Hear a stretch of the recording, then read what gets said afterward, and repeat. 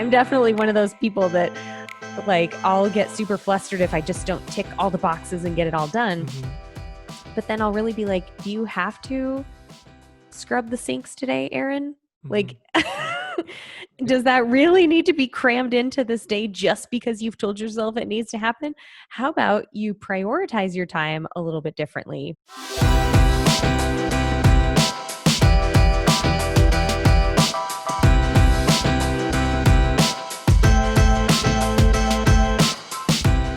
Hello, everyone, and welcome to Middleish. I am Erin Green. And I am Michael Gray.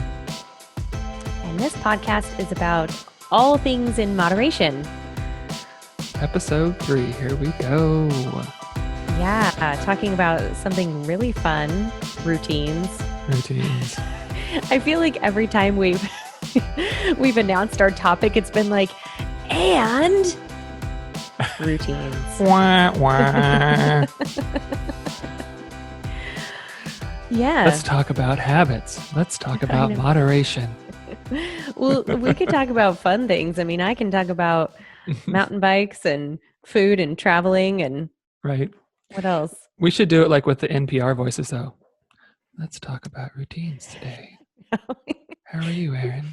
Like you're announcing a golf tournament. I know, right?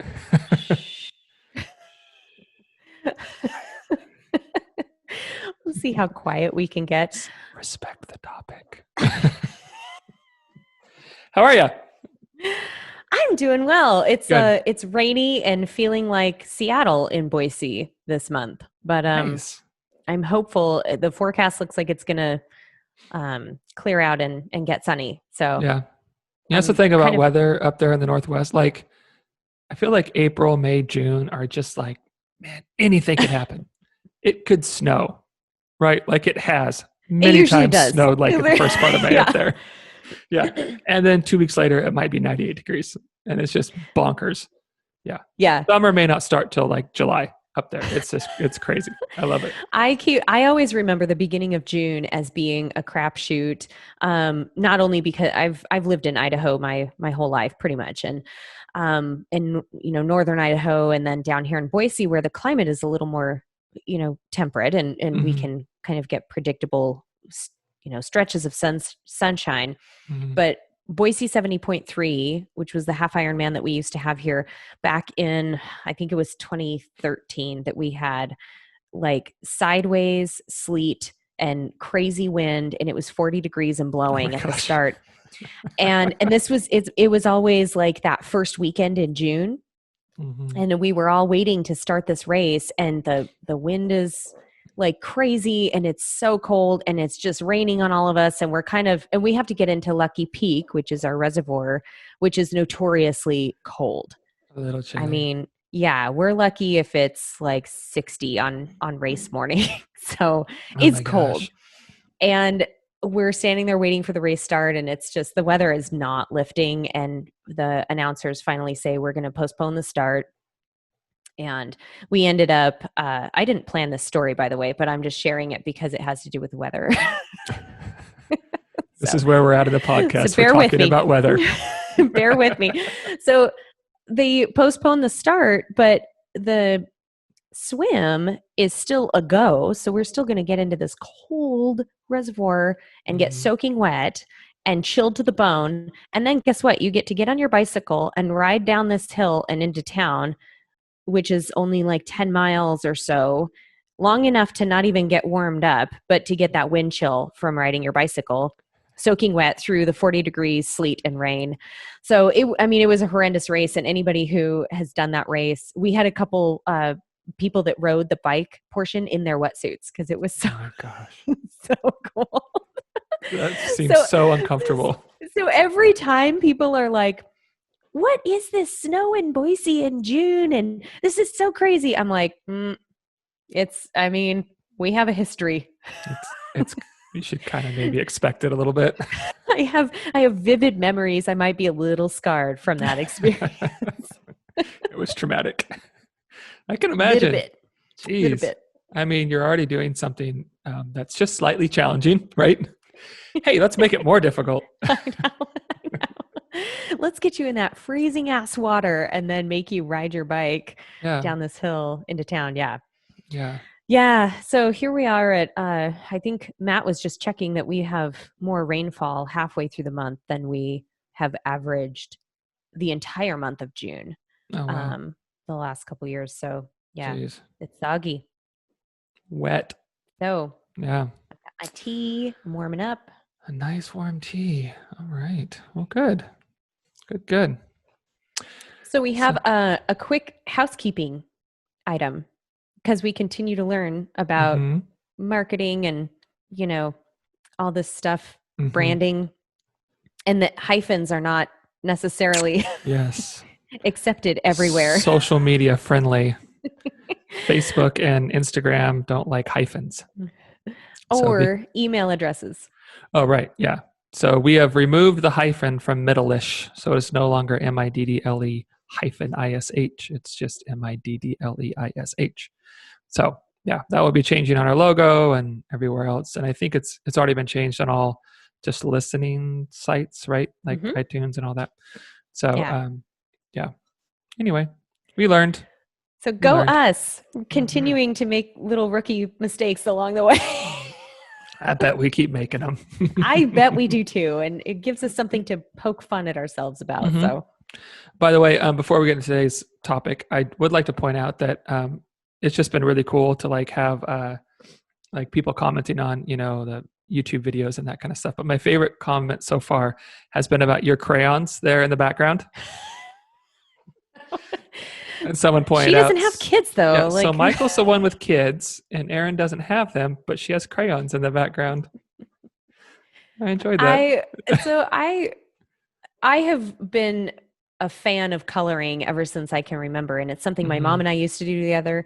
And my mom and I have spoken in the past several years about how fun coloring is and how therapeutic it is. And I realized like I didn't even own crayons. I don't own a coloring book. I don't do this anymore. And it's really quite enjoyable. And it doesn't take any like brain power. You just sit and kind of, Right. So I finally was like, this is stupid. And so when the whole stay at home thing happened and I was looking for other like activities that would be, just helpful for me mentally and kind of take a break, I went and got a box of crayons and my mom was delighted. She was like, that's the best plan I've heard. So do you have a coloring book or do you just like color on white paper, like your own things or? No. Well, so I have a few coloring sheets, but what I do is I actually print off, there's coloring pages that Des Linden has on the Brooks website. Do you know who Des Linden is?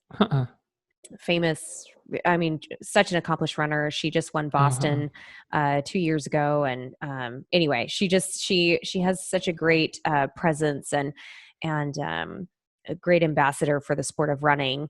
And she has some coloring pages. I don't think she draws them. I think somebody else draws them, but they go up on the Brooks website. And that's cool. Like the Brooks Shoes website? Yep. Okay.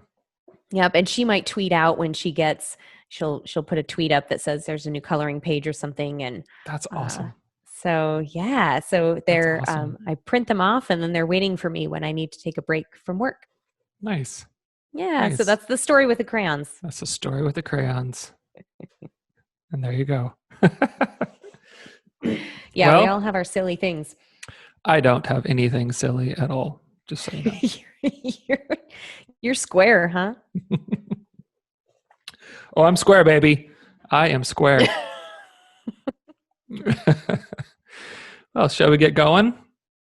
Yeah, let's talk about routines. This kind of piggybacks onto the conversation we had about habits last week. And to all of our listeners and viewers, it was actually kind of funny when Michael and I talked yesterday to kind of plan out, how we're going to attack this and talk about it. We both were a little bit like, what's the difference between a habit and a routine? Like, how do you explain the difference? Yeah. Because it's kind of hard to flesh out. It's kind of similar to like, it reminds me of teaching my kids like about like squares and rectangles, like, well, yeah, like they're one of them's the other, but the other one's not the other. And, it's just like, what are you talking about, Dad? And it's kind of that, like, it's just so nuanced, and it can be a little bit confusing. And I have to put in a little bit of work myself often to, like, okay, which is this, and I think I probably often am guilty of mixing the two up in my conversations, just because I tend to call everything a habit, Mm-hmm. where I don't think everything is a habit that I'm talking about. It's a lot of times they're routines. And so I'm guilty of this myself, but I think it is important to know the difference, because I think they require different types of focus, and they kind of serve slightly different purposes. So yeah, but it is pretty nuanced. Yeah. And I think when we were talking yesterday, you kind of hit it right on when you said that we established last time that habits have this kind of loop, right? So you have a cue, something that pings you, and then the routine or the response is part of the action you take because of the cue or the trigger. And then the reward is kind of what the whole thing is like seeking, or what and you had kind of explained it like routines are sort of like this I don't know, collection of habits or behaviors that are kind of put into, like, it's an overarching kind of look at it. Yeah, that's kind of how I see it Am I a lot. getting Is that like, right? I think so. I mean, that's how I tend to see it. Like, I think maybe not all times. Again, this is that nuance. I think we're probably going to speak like with a lot of gray today, right? Like, a lot of this may not be like super black and white, but I think a lot of times routines are built up, are made out of habits, right? Like several habits kind of stacked on top of each other that develops a routine. And I think sometimes routines can become habits. You know what I mean? I think sometimes we get so familiar with a routine that then that sort of becomes habitual. So maybe it's good. Maybe it's a good time to kind of back up a little bit and talk about how we kind of see the difference between habits and routine.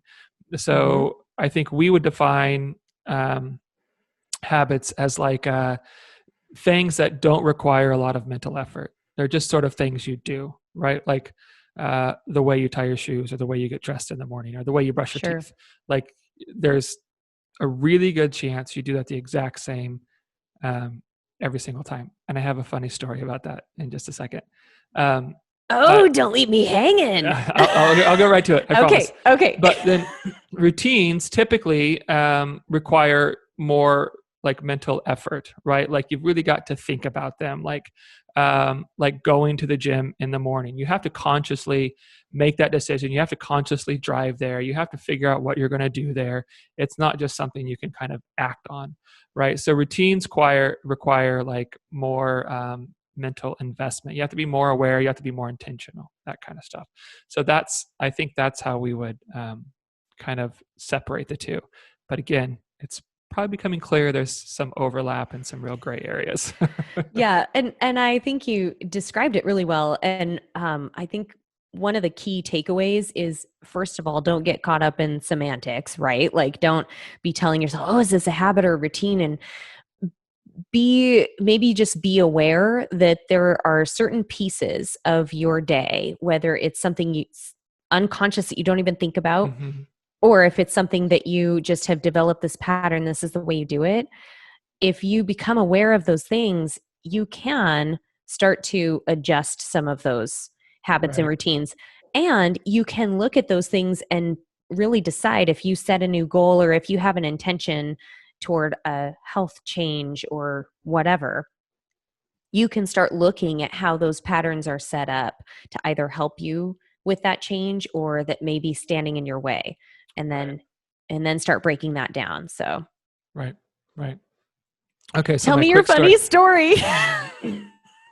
So this is a little bit, maybe it would have been good if I did this last week, probably, because it's more habit based. But so last night, Erin and I, we talked yesterday, just to kind of talk through, kind of what we want to talk about today as we're recording the podcast. And we were just talking about habits and routines and that kind of stuff. So last night, I got out of the shower And I thought, I bet I get dressed in the same way every time I get out of the shower and I don't even think about it, right? Mm-hmm. So I'm going to intentionally do this different than I normally do. So I was thinking about this. Okay, so normally I go like my boxers, socks, my pajama pants, and shirt, right? So last night I go shirt, socks, and I felt like bizarre at this point, right? And then I put on my boxers and my pajamas. There's something awkward about this order. I felt so weird. I mean, first of all, just in my socks and my t-shirt, I felt pretty weird. Right? You're like, I can't talk about this on the. But just even for a few minutes afterwards, like I just kind of felt off because and I think it just goes to speak how ingrained these things are, how much we're driven by these unconscious sort of like habits, and we just go on autopilot. And if we do them a little bit, like tonight, brush your teeth differently, you're going to feel like, what is going on? This is wrong. It feels off. And it was a really interesting little experiment I did. Yeah. So. Oh, that's funny. And I actually had a friend that mentioned that he intentionally put his pants on the wrong, like if you put your left leg in first, he switched it one morning and put his right leg in first just to see. And he's like, I felt like my whole day was like weird. Yeah, it was weird. Like for several minutes afterwards, I was like, I feel off. Like how can that drive so much how I feel? And I think it just goes to speak how much comfort we find in habits and routines and that kind of stuff. Like we are driven by them all day long. It's so funny because I'm reminded of when I was racing professionally and I would get up and go swim at 5:30 in the morning. Mm-hmm. And there were so many mornings when I was just like dog tired. And I did this for years and years. And so it wasn't anything new, but I made myself go on autopilot for those early morning swims because I didn't have a lot of brain power. And the ladies in the locker room and I would always have like our locker that we would go to. Mm-hmm. These lockers did not have our names on them. They were not ours, but that's just where you landed. Like that was your locker. And there would be mornings that I'd show up and I'd open my locker and somebody else's stuff is in my locker. I'm like, well, where the hell have you been for the last however many months? And why'd you take my locker? This is mine? And it just would crack me up because I would feel like, so flustered. What? Well, geez, now I got to go find another locker that's not mine today. And inevitably I'd get out of the pool and I'd like walk straight to my locker and remember that like, oh crap, my stuff is over in this one. So sometimes I think those little change ups feel good in a weird kind of way. Like they sort of force you to, change up that routine. But yeah, it is funny how we get into those patterns and those routines. Yeah. It's like the people. And then feel like you stumbled. Right. It's like people you work with sometimes that have a parking spot. That's their parking spot, even though it's just a parking lot. Totally. You parked it. I remember years ago, someone told me you parked in my spot. I was like, are you serious? I know. You have a spot. Okay. There's, hundreds of people that work at this hospital, but you have a spot. Okay. Got it. Yeah, anyway. It is, but it is funny how there are certain things, this kind of speaks to the idea that there are certain things you can put into a pattern and just make it like an automatic, part of your day. Right. And so other things that you might have like set into a pattern would be, if we get into morning routines, a lot of people have those morning routines where, you have the coffee pot is either programmed or it's already going, or what do you usually, have for breakfast? What's your kind of gather your keys in your bag and your whatever before you go out the door? But often I think people's routines, because they are so helpful in getting us through our day and because we rely on them so much, they can really be problematic when people are trying to make a change or switch things up. Right. No, I completely agree. I think it's kind of like two sides of the coin, because I think in a lot of ways, developing healthier routines, it creates efficiency in your day, right? Like if you can develop routines that support where you're wanting to go and what you're wanting to do, and the goals you have and that kind of stuff, then once we do those enough, like we get efficient at it, right? Like, so our mornings can become more efficient, or our evenings, or whatever, workouts can become more efficient, that kind of thing, which is great. I mean, I think everybody's looking to be a little bit, more economical with time, right? But when our routines and our habits are working against us, or are like counterproductive to where we're wanting to go, because they're so ingrained and that kind of stuff, working out of them requires a lot of work. And initially, I think it's a lot less time efficient because it's awkward. And we're like, okay, now what am I doing next? Because you're trying to actively undo a routine and at the same time establish a new one. So there's a lot of like fight, where you naturally want to go, where you naturally want to do. You're like, oh, no. Okay, what's the thing I'm supposed to do now? And how am I supposed to do that? Yeah. And so initially it can just feel like kind of a time suck. And I think the truth is, it is. It often can be. And that's not a bad thing. Yeah. Yeah. Yeah. If it's worth the effort in doing it, then you got to kind of roll with those kind of sticky spots, Right. or the difficulty of it. And I think when people are putting a new routine into place, or a new set of habits, or they're trying to change things up a little bit, it's really interesting how people will default. And we talked about this in our habits podcast last week, but people will kind of default back to their old way of doing things when there's like disruption, or just it seems like the path that's easier, which is when I dig into it with clients, often it doesn't make their lives any easier. It's just kind of the default. Right. Yeah. So it's interesting to try and like dig into, well, what is it about this routine that's so hard for you to execute? I'm reminded of a client I worked with years ago who was, the problem she had identified that she wanted to change was her lunch habit. She, would reasonably kind of have breakfast or whatever, but she always would go out to lunch. And when she did, she felt like she didn't have enough time to actually like sit down and enjoy her lunch. She wanted to eat at work in the break room and have more time, rather than running around, grabbing fast food, and then feeling kind of guilty, and also feeling a little frazzled, like she just didn't have any time to read, to, enjoy her lunch. So we talked this through, and she kept saying, and she used the word routine. I need a new routine. I need to get in the routine of bringing my lunch. So she'd start, and she'd pack these really pretty, lunches, and she'd like go through all of the steps that you see on Pinterest, and like do all the food prep, and that would work for like a week. And then it was unsustainable. It didn't work. Right.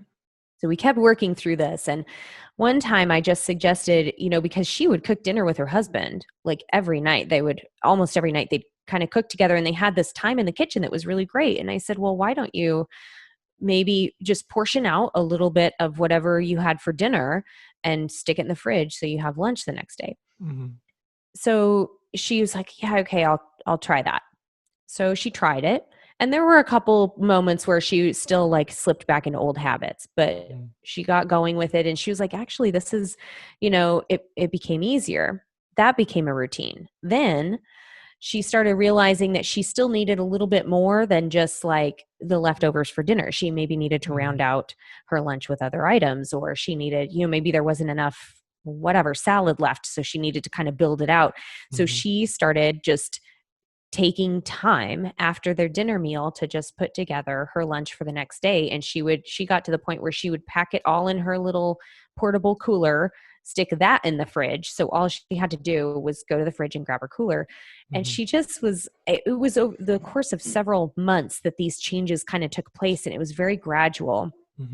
But then when we were talking, a couple months down the road about this I was like, so do you remember when you kept thinking about, you wanted this routine and now it's here, what what worked for you.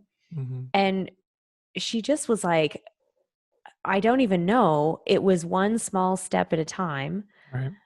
And it was making it fun because her husband would be there kind of in the kitchen with her. So it wasn't like this chore. And it wasn't something that she had this perception that it was going to be so hard. And she saw where she is right now and where she wanted to be. And she had kind of this idea of the path she would take, Mm-hmm. where it actually ended up being a slightly different and maybe a slower path to get that change to happen. But it finally did. And once she was there, she was like, oh, this feels so much better. And it wasn't Mm-hmm. as hard as she had kind of built it up in her head. Right. And it was you guys approached it middle-ish, right? Like nothing was Very, extreme. It very was middle-ish. moderate. It was doable. It was, yeah, I just had a conversation with a client this morning where I said this very thing. I said, because she was telling me we've been working together for, I think this is our 4th week. And she was like, I'm seeing like, down the road, like I'm seeing sustainability with this. I'm seeing it like for the first time in my attempt to be healthier and to lose weight. I'm seeing being able to do this for the long run. And because we were talking about is um, the fact that it's like the smallest interventions. I think usually approaching things within the smallest way. Like what are the smallest changes we can do to still have impact? Like what's the least amount? And that Yeah. seems How can you really, take one step? Yeah. yeah, it seems really counterintuitive to a lot of people. Like, wait, do the least. But like if we can do things, if we can look at our routines and okay, let's make a few tweaks to that are going to make you feel better or make you feel more set up for success or make the next day like packing lunches from dinner the night before, just so you feel a little more successful. And then we can build on that success. And then we can build on that success. But it's so counterintuitive sometimes to approach things with any kind of like moderation. It's and I like this illustration of like a mechanic. Like if a mechanic's going to work on a car, they're not going to be like, all right, I'm going to loosen the lug nuts and pop the hood and check these, belts and look at the engine and like I can't do all of these. You can't, right? Like you got to do one thing at a time. And let's open the hood and let's open the hood well, not like kind of open it up so it slams back shut, right? Like let's do it the way we're supposed to do it. And then let's focus on one, lug nut. And then let's focus on the next lug nut. You can't do them all at once, but that's the approach that we take a lot when we're looking at changing habits and developing routines. It's let's do 45 things at once, and you just can't do it, you know? Yeah. So it just, I think again, speaks to, just that moderation, that, man, doing things for the long run. And you have this situation with your client where this routine was developed over the course of a few months. Right. And I think, not most people, I can't say that. I would guess that a lot of people would look at that and go, really? You want me to spend a couple months to like change how I eat lunch? You know? And I Right. think we would say, yeah, we do. Yeah. Yeah, exactly. We really do. It Because we actually, want that's you a to do good that idea. forever. Yeah. Yes. Because let's not do this crazy half-cocked thing where you live miserably for a week or two or a month or two, and then it all falls apart, right? Yeah. Like let's actually change your routines. And with this client, I remember when like she just kept saying, I need to change I need a new routine. I need a new routine with this. I need to get into that routine. But what she did was actually started focusing on all of these other extraneous kinds of frills. So, she started like getting all these recipes that she needed to start doing. And so she would make these recipes she's never made before and do like hours. It would take her a long time. I mean, I'm pretty competent in the kitchen, but I will tell you when I'm trying a new recipe that's pretty involved, it takes me a while and Yeah, it takes some of that sure. brain power. Mm-hmm. So instead of starting with the smallest, like you were saying, like that first step or that small change, she like kind of went like across the, across the bridge and through the woods and over to this like end to try and find the end of the rainbow instead of Right. just taking that first step. Yeah. So I think that's really important when people are looking to switch up their routines. Find that thing that you can do that takes you closer to that direction. Some people like totally just, you know what, I'm setting my alarm for 5 tomorrow. I'm going to the gym, period. Like that's it. Other people might be like, well, I'm going to start with just like a 20-minute walk in the morning around my neighborhood. So I'm going to set my alarm, a half hour early. So, Right. Depending on your personality, that small step might look different. Right. For sure. Yeah. And I think what, where you're at and where you're wanting to go as well. That's why I think that we both have this approach of like everything has to be individualized, right? Like your goals and stuff need to be tailored to you and where you're at, where you've been, what you've struggled with, what your attempts in the past have looked like, and where you're wanting to go. And that's why I don't like just these like flat, like, okay, do keto. Yeah. What does that mean? The- You know what I mean? First of all, Did you almost just bring up no one's keto? doing keto. I This did. podcast is We going to can get do it. derailed, you guys. We're gonna have a keto episode, and half the world's gonna hate us. And are you going to go low carb before that episode so you're all hangry and aggro and start yelling into the mic? No, I'll just, you know what I'll do? I'll just go to like a bunch of fitness influencers, Instagram pages that solely promote keto for everyone, and I'll be plenty angry.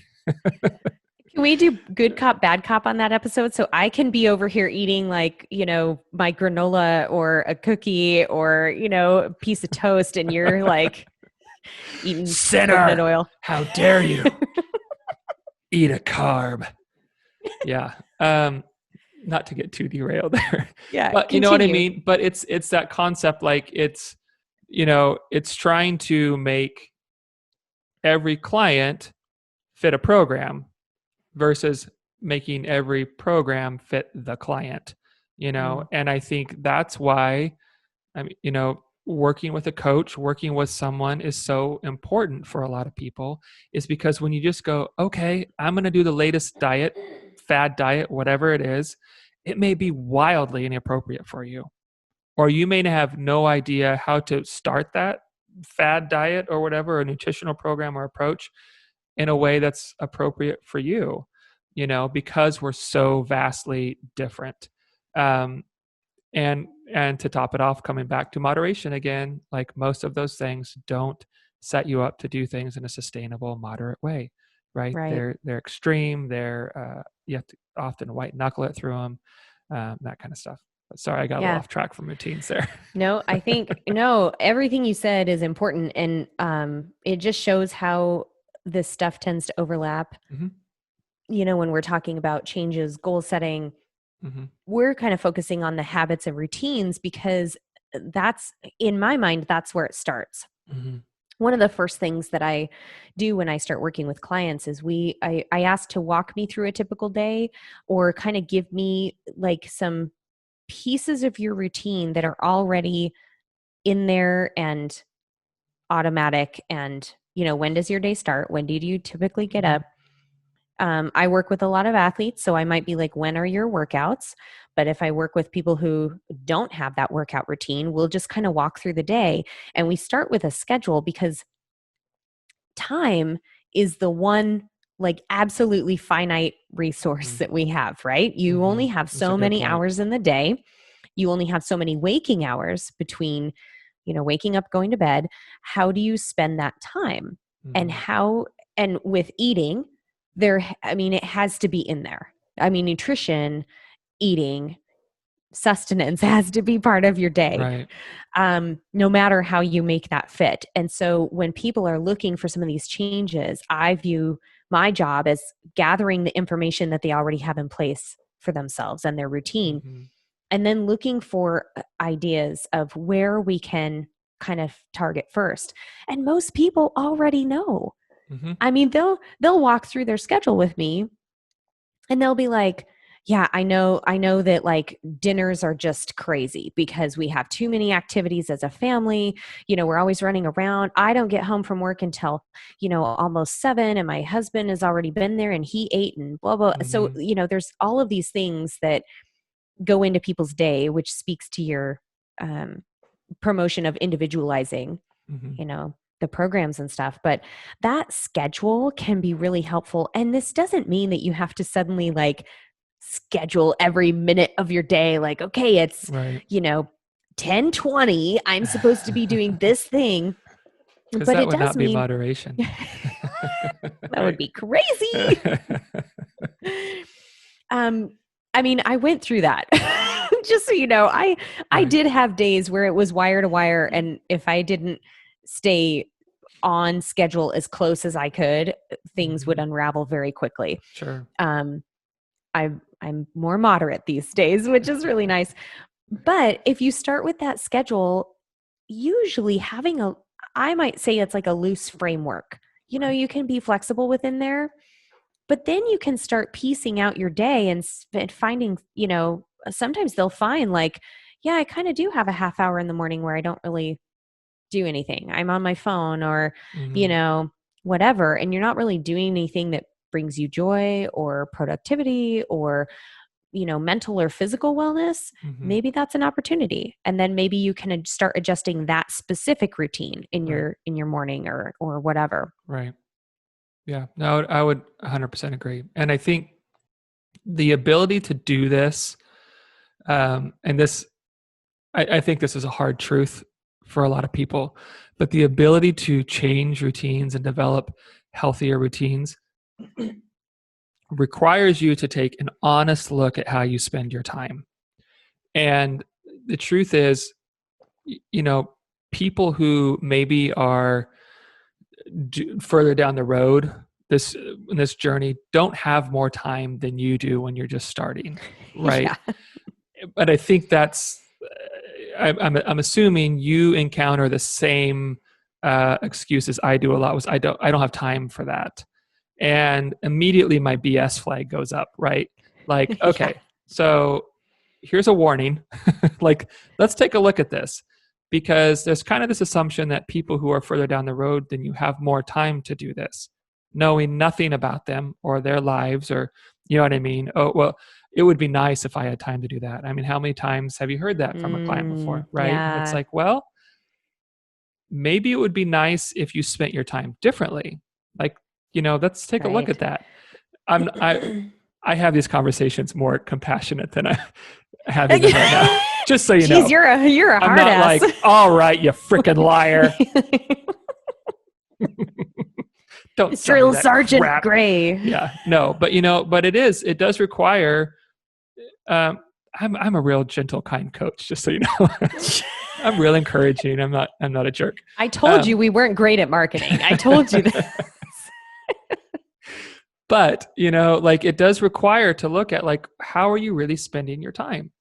And if you want to do things differently, you have to spend your time differently, because the reality is, the way you're living life, you're already spending all of your time doing Yes. something. It may be Yes. unimportant things, right? It may be 3 hours of Netflix in the evening, but you're spending it already. So to do something different, you have to make substitutions. You have to go, okay, what has been important to me that maybe I'm going to say is not as important anymore, because I want something else to be more important. All of your time is already spent. You're not going to find time to develop routines. It's not just going to Yes. magically appear. You're not going to get an eighth day or a 25th hour, right? Like, that just doesn't happen. So you have to go, what am I willing to sacrifice? What is maybe a way that I'm spending my time that is actively working against me, or is maybe just kind of neutral, that I can go, okay, I can do less of this so I can do more of this. You have to do that. You have to do that. I love that you said all of your time is already spent, because I mean, that's a hard truth, Mm-hmm. for people, because it's the same way with like starting a new habit. Mm-hmm. Maybe just adjusting the ones you have Right. is the starting point. And Right. for you, or to your point, finding time or getting more time is not an option. You need Mm-hmm. to adjust the time you're spending. Right. And I Right. think that's where prioritizing things and just being very clear on Mm-hmm. what's important for you to get done. Some people, um, they have that kind of long term belief. Again, we could go back to like the belief system. They have this belief that if they worked out daily or more regularly, even few days a week, that they Mm-hmm. would feel better. They would think better. Their bodies would move better when they are trying to spend time with kids or grandkids or whatever. Right. They would, be able to train for that, marathon they want to run, whatever. So they have this belief that this would be a beneficial behavior, yet their habits and their routines aren't supporting it. Right. So then let's start prioritizing those things that are important to you. I mean, how many times do people spend their time doing things that don't have to be done? Right. They really don't. Yep. And so maybe for some reason you've built this up as a priority in your mind, but then when you actually look at it, and I've done this with myself because I'm definitely one of those people that, like, I'll get super flustered if I just don't tick all the boxes and get it all done. But then I'll really be like, do you have to scrub the sinks today, Erin? Like, does that really need to be crammed into this day just because you've told yourself it needs to happen? How about you prioritize your time a little bit differently, Yeah. So yeah. And that can work, I think, into building the routines in your day, because then you do start identifying places where, I have this routine or this habit that's in place, this pattern. Does it really serve those things I'm trying to prioritize? And how might I adjust this? Right. So that I do have space to prioritize those things. Right. And I think this is a place that a lot of approaches for weight loss or being healthier, whatever it is, fall short, is they don't look at how are things already set up, right? Like what is my, like you were saying, what is my schedule? What does my day-to-day already look like?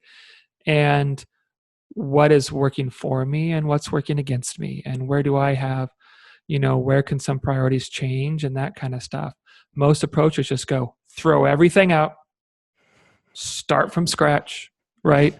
Like, sure, you're working full time and have 3 kids and you're whatever, a single mom, but let's just change everything, and they don't take into account just how things already are. And that's really important. I do the same thing with my clients. Like, so, what does a typical breakfast look like? What does typical lunch look like? What's a day of eating look like for you?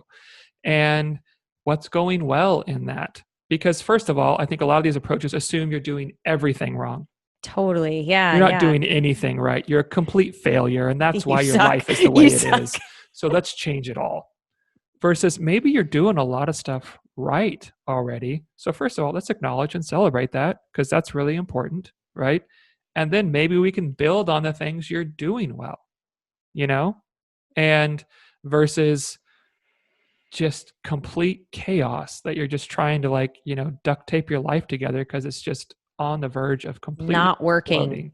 Yeah. And it's just insanity, And I'm sure to most people listening right now, you're probably nodding your head because yep, that's how I've done this over and over and over. And guess what? If it hasn't worked 2, 3, 4, 5, 6 times, it's probably not going to work another time. It might be time to do something different, and that requires work, right?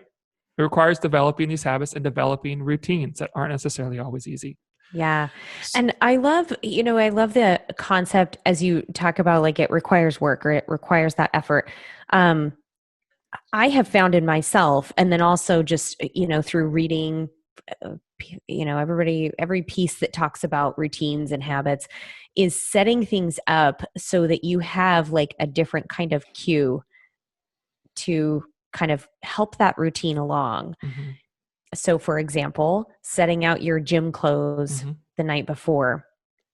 So the second you get out of bed and flip on the light, there's your running shoes or whatever. Right. Putting, putting sticky notes or reminders places. I know that I have told myself, because my husband, when I would get up and be very disciplined with my training schedule and I'd get up super early, he'd just be like, how do you do it? Like, don't you ever want to sleep in? And I would actually tell myself the night before if I was feeling tired. And yes, there are times you definitely need to listen to your body and get the sleep. But I would tell myself the night before, what is it that's getting me out of bed in the morning? Because I had that, my brain is already kind of in that space where I'm kind of planning my day the next day.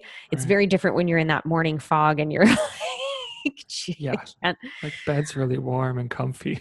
I know. I It's just want cold and somebody scary bring out me there. coffee.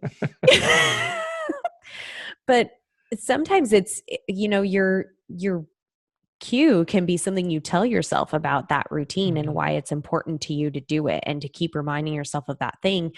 And you might have to do it at a time when you have a little bit more uh, headspace to do so, or where you're already kind of in that comfortable realm of like, yeah, I mean, everybody knows what it feels like to get that motivation spark and to be like, oh, I'm gonna do this. That Right. sounds great. You hear somebody talk about it, you get kind of a boost, and you're like, F yeah, I'm gonna nail this. And then what happens at 5 a.m. when your alarm goes off? Right.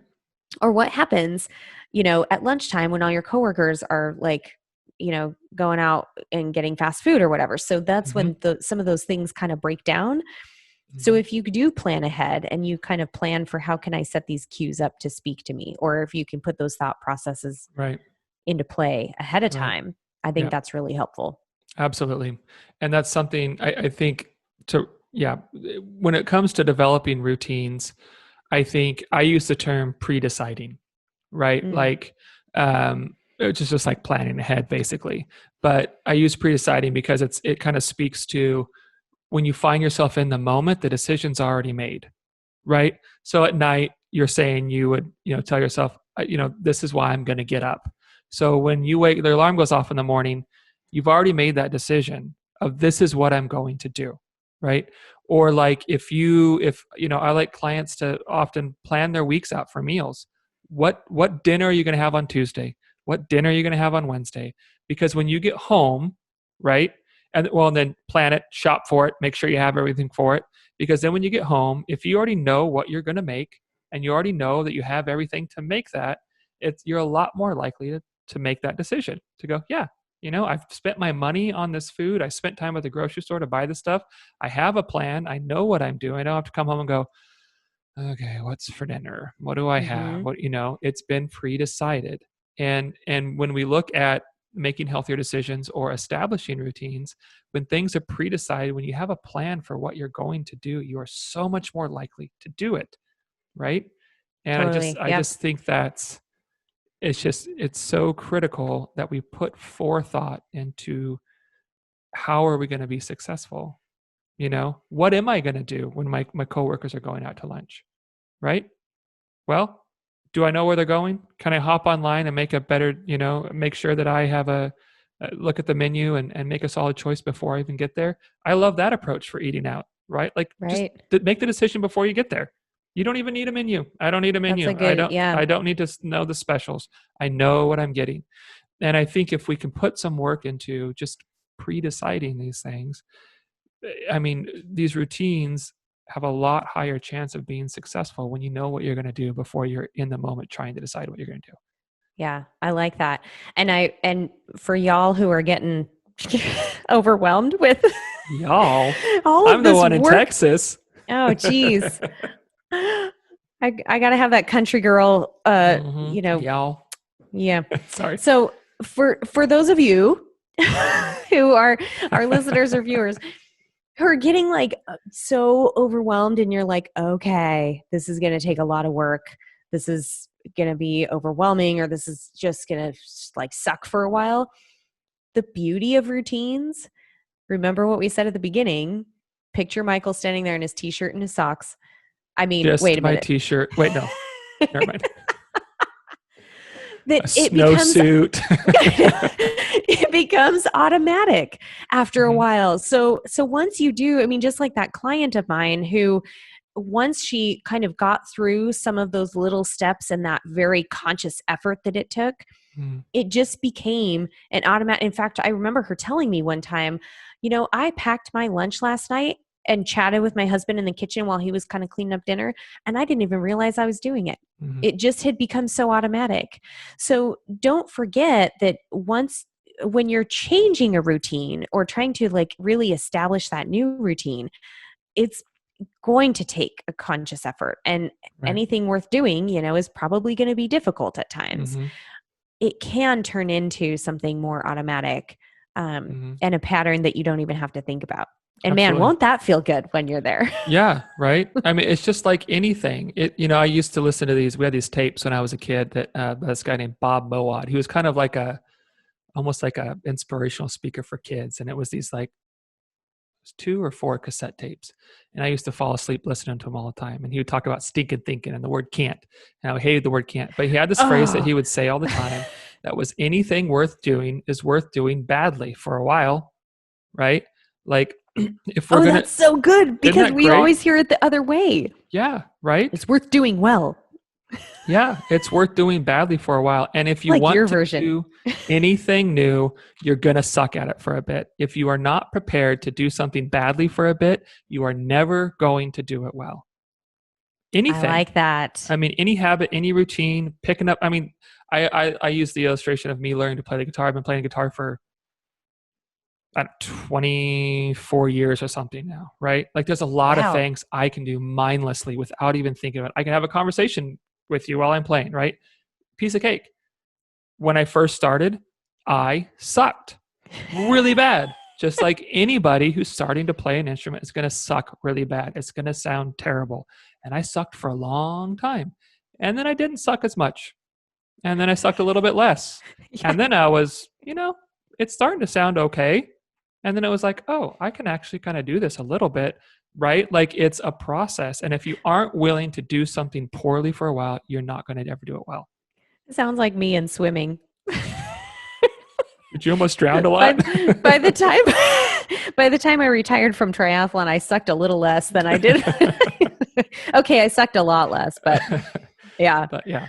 Yeah. So I started well, I'm really having trouble saying this, but I started a new routine this morning. Oh, how's it going? It's not well, I'm one day in, so I always have the chance to suck at it tomorrow when I don't do it. Right. But I have wanted, for the longest time, I've wanted to, now that I'm not getting up at, 5 a.m. to go train and kind of do this very disciplined schedule, I would love to do something more relaxing, but that also kind of helps my mental state and set the stage for the day. So I've wanted to do some kind of yoga, some kind of just mindfulness practice. It could be when the weather's nice, go outside for a walk. It could be doing just some meditation or some yoga in the morning. And I cannot get out of my new routine of getting up, having coffee, snuggle my cat a little bit, and then I'm hungry, so I just dive right into breakfast, and then I'm too full, and then I don't do it, whatever. Or I get into my phone and I'm just like, I don't know, social media, reading articles, thinking about what I need to check email, need to do for the day. And so this morning I was thinking about it last night after we had our call to plan this. And I had told Michael, everybody, that I've been really wanting to do this. I really want to do this. And I was like, by damn, I'm just going to do this. And then I'm going to announce it to everybody. So this is another thing that you can do for routines or for making a change is have somebody who is holding you accountable. Now, this is why I'm a fan of people like journaling or tracking their progress with this kind of stuff, because it does give you like an objective view of it. Because it's too easy to be like, well, I do it sort of sometimes, without that accountability piece. But then like me telling Michael or me telling all of you that I'm going to do this, and it's not something I plan to do every single day, but it is something I plan to develop into a routine where it's at least several times a week. Right. So yeah, that's the other part, accountability. So y'all hold me accountable. Okay. That's right. We will. We'll be asking you every Well, we already week. saw your drill sergeant side, so I know you will. That's just for show. So maybe let's do this. What can you give us? I have one too, just an example of how like a routine you've helped someone, a client develop, or maybe just kind of in general one that, what would that look like from your perspective of how, like in practical ways, how would someone develop a routine for whatever? Or I can go first. Yeah. I just kind of threw that on you. No, I can think of those things. I think one of the big ones that I work with athletes, I work with a lot of triathletes, obviously. And one of the biggest, I would say, setbacks I see in the nutrition realm with these very um, high reaching, busy triathletes have a lot of pressure on their time and their bodies. They're often doing 2 a days, sometimes 3 a days, and then they're training for like 5-6 hours on a weekend. That's a lot of stress on your body. Now, I know this I know this is not a middle-ish kind of, mindset, but triathletes, bear with me. We're Yeah. a funky bunch. But I will really, really impress upon them the value of recovery nutrition Mm-hmm. and just getting that immediate influx of carbs and protein, especially when you just had a long or very intense session, and or you have a second session that same day, or another one, like let's say you just had an evening session, you've got one early in the morning, and those are long or intense. Recovery nutrition becomes very important. So it becomes this conditioning that they need to come to expect. Once I have this workout done, or once I have this session done, I need to be prepared to have a shake, quick snack, something very easy. It doesn't have to be much. I mean, this can be Mm-hmm. like a container of yogurt. It could be, like I said, a shake or something. It could even be a bar and like a couple glass of water or something. Mm-hmm. But just building that into almost, I try and promote it as part of your workout, because a lot of these athletes that I work with are super disciplined about their workouts. Sure. They will not miss a workout. Like they, Mm-hmm. they will get that done. But when it comes to the other pieces like nutrition, that ends up suffering. Right. So I will work with people to like build that into their workout. Like, okay, so you've got this, these sessions, this is where your recovery nutrition should be. And over time, with enough like repetition and with enough reminding, people will just come to start planning ahead for that and be like, okay, I know that I have these two workouts and I know this is where I'll need to recover. So I'm going to have a shake ready, or I'm going to have, Mm-hmm. a quick like swig of milk or something in between, or like I'm going to make sure that I have my lunch like right away after that first session Right. because I've got the afternoon. So I would say like I've seen a lot of success with that recovery nutrition. And Mm-hmm. one of the big selling points on that is that you're doing all of this really hard training and being super disciplined with your training, Mm-hmm. but you're not thanking your body and you're not actually Right. getting a good return on that. Right. So, it's a pretty strong selling point to get people to do it. And Mm-hmm. then they do start seeing the benefit over time. But it does take a while. And then they'll see when they don't do it. I mean, we've all had those times when our routine is, falters or is messed up, right? Like then you're standing there like half naked in your Like an idiot. bathroom. Going, everything's wrong. That's going to be a Crying in the punchline like bathroom all by day. myself. So I think people can look at those once they do kind of get into that routine, and it does become automatic. And I'll see it in my clients where they start tracking, their workouts, and then they're eating, and they will start putting like all of a sudden they're eating within a half hour of finishing their workout, or they do carry something with them because they know they have to drive home from the group ride or whatever. So, Mm-hmm. so that's one that I see a lot. Awesome. For me, I think, one I like is, or the example I'm going to use is like a sleep routine or a good night bedtime routine. Because a lot of my clients, a lot of people, we don't get good quality sleep or enough sleep, right? Mm-hmm. In fact, approaching how we're going to sleep is just like there's zero thought, right? So if someone's struggling with sleep, I like to have them develop what we call like a bedtime routine, which sounds silly, right? Like that's what I think about with my Mm-hmm. kids. But there's a reason people say do it with your kids, is because it lets the body know, here's where we're going. This is what we're doing. Let's prepare for it. And just because now we're older than 11 or 12 years old does not mean we don't need this anymore, right? Like we still Right. need good quality sleep. So how does that look to establish a bedtime routine? What I like to do is, okay, when do you have to wake up, right? How many hours of sleep do you need to feel good? So let's say they need to be up at 6 a.m. and they're like, I've got to get 7 hours, right? I've got to get 7 hours. Okay, so you need to be in bed at 11 p.m., right? So let's work backwards 30 minutes. Totally. Okay. Yeah. So at Yeah. 10:30, we're going to start a routine. Now let's talk through what that's going to look like. Here's a bunch of options. It could be reading a book, shutting off your phone, shutting off the TV, dimming the lights, a warm bath, a hot cup of tea, Making me journaling, sleepy. right? But like, let's just pick a few things and let's establish an order that you're going to do consistently. So at 10:30, the first thing I'm going to journal for 10 minutes, and then I'm going to take a quick warm shower for 5 minutes, and then whatever it is, right? But we're going to do these in the same order every single night. It's not just the things we're going to do; it's the routine we're going to do them in, right? And so then we know at 10:30 I start this, and then I do this, and then I go here, and then I do this, and then it's this, and then I'm in bed, right? That's all going to be awkward at first because it's probably most of them are going to be things, maybe aside from showering or a cup of tea or something, they're probably going to be things that you aren't already doing. And so to do them at first, you're going to have to look at your list, right? Like, okay, what's next? Yeah. That's not going to feel like a routine. It may not even feel super like restful at first, right?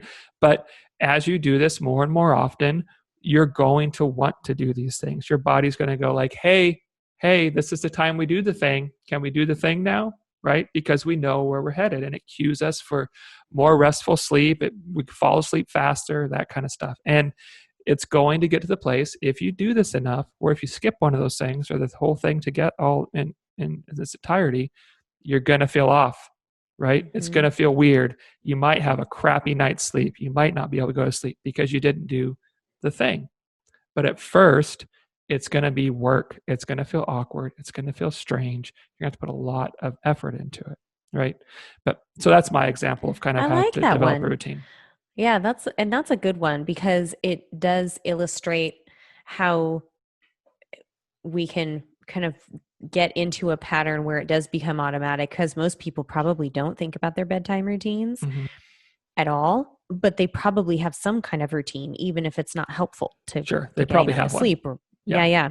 yeah. Um, but I like how everything that you're kind of outlining is some kind of intentional behavior. Like you do Mm-hmm. have to think about it. After a period of time, you're not going to have to like check the list to Right. get through it all. Yeah. And I think So, that's a good point. To do things without that real intentional effort, you have to do them with intentional effort at first, mhm. right? Yeah. Like it's before they're easy, they're going to be more difficult. Yeah. Yep. So, just to recap, because I think we've talked about a lot of different aspects of routines and how to change them, or Mm-hmm. how to maybe establish them. Or first is kind of becoming aware, maybe taking a look at your day, taking a look at some of the goals or some of the changes you want to see in your life, and find those windows of opportunity, both time wise, but then also what routines you already have established that are working for you, and how those might work to your advantage or be modified in Right. just a very small way. Right. And then you could write things down, whether it's Mm-hmm. just kind of writing out in your planner or keeping a journal about things, writing a checklist. All of those things can help. Mm-hmm. Finding somebody to hold you accountable. So, whether it's a friend or a partner, or, your kids will point out when you are or aren't doing Yes, they will. what you're supposed to do. Um, and then I think making it enjoyable, and having some kind of like, turn on some nice music or something when Mm-hmm. you're, going through your bedtime routine, or spend some time, make it like a fun thing with your family when you're trying to get a new activity going, or trying to prep your lunch for the next day, whatever it is. Mm-hmm. I think making it enjoyable is really important. Absolutely. Anything I left out? I don't think so. Yeah. I mean, I think that last point is a really important one. You've got to enjoy this, right? And that's probably a big part of the reason why so many people's attempts in the past haven't worked out, is because they're super interruptive with let's change everything, but also people don't enjoy it, right? Like if I'm doing something I'm enjoying and it's really, really, really hard, I'm probably going to keep doing it because I like it, right? So if you're not doing things in a way that you at least somewhat enjoy, it's probably not going to last very long. Yeah. You know? Yeah. But Good stuff. okay. So Erin, what was your meaning in the mundane this week? Oh, I On the spot. um I do have one. In fact, I have two this well, I'll save one Let's for not get next time. greedy, I okay, know. with two. Jeez. I'm looking Bragging for, about your week. the the I got cool so many. the cool part about this is so last week I was kind of caught off guard because I didn't have that thing that was a Mm-hmm. meaning in the mundane, which I often will look for. And I just didn't look for it last week. And this week I've been like, where is Not it? again. There's all kinds of, but it actually is very fulfilling to find Right. those little moments that you're like, this is it. So when last week I went for a walk with a colleague along the green belt here. It was a beautiful spring day, and it's a route on the green belt. I don't live, that's the river path here in Boise, for those of you Mm-hmm. who are not local. And I live like a half mile from the green belt. And so that's my running route. So for the last, 10 years that I've lived in this neighborhood, I will run along the green belt. So for me, it's beautiful and I enjoy it.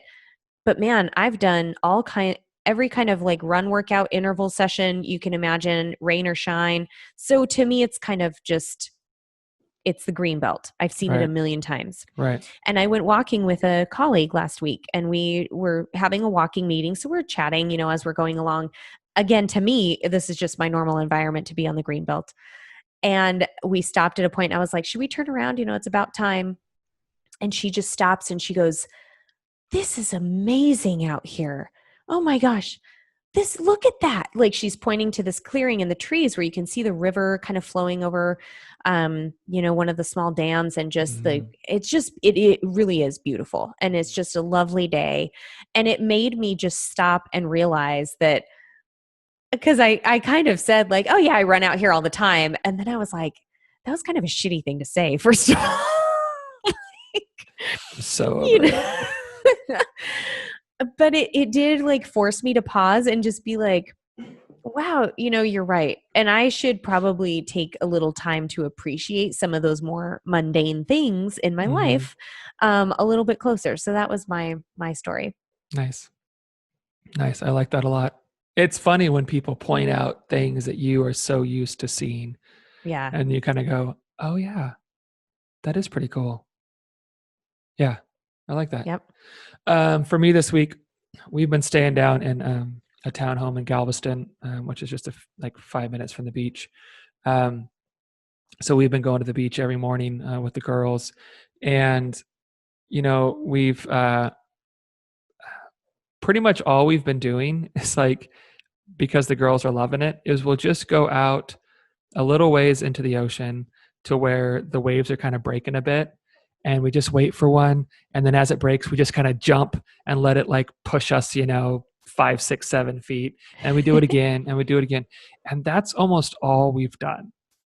And if I was out there by myself, first of all, people would be like, what is wrong with him? Like, Go jump save that man. jumping in these 3 foot waves, right? And why does he only have a shirt and socks on? Um, but it's like, it's nothing I would ever want to do on my own. But it's so like, there's just like the simplicity and this like such joy in small things that you like get to see in your kids, right? Like they experience things, and it's like, it's something I'm so over. But you see like, oh, you know what? Like this is actually a pretty rad thing to get to do. I'm in this massive ocean, right? Like it's enormous, bigger than I can comprehend. And these waves are just crashing in. And this is really freaking fun, you know? Yeah. Like it's something that I would miss on my own. But because I'm there with my girls and just kind of just being mindful and present in that moment, I get to rediscover something, of like, yeah, this is something I would have loved as a kid that I would think is stupid now as an adult. But because of the circumstance, I got to go, this is really cool. And yeah, I can come down here. I do this for 2 hours and it's a blast. So that's fine. I love it. Yeah. That's a good one. Yeah. To be a kid again, It's really something to like get to rediscover the world through their eyes, and you realize, man, there's so much I've lost or am missing out on, like these simple joys, you know? Yeah. But Yep. Very good. all right. Well, enjoy Well, the ocean. I'm I jealous. will. I'm going to head back down there in a little bit. A couple hours. I got a little bit of work to do, and I'm heading back down. So, yeah, Awesome. till Friday. So, it'll be Very nice. good. All right. Well, as always, please subscribe, please share, please leave us comments. We love to read those. We would love to hear your like meaning in the mundane too. Like, what are you guys experiencing? Send those to us in an email or comment below. We would love to hear that stuff, or any recommendations for topics you'd like for us to address. Yeah. And then subscribe, share, all that stuff. We really appreciate it. Great. Thank you so much for listening, you guys. Have a good week.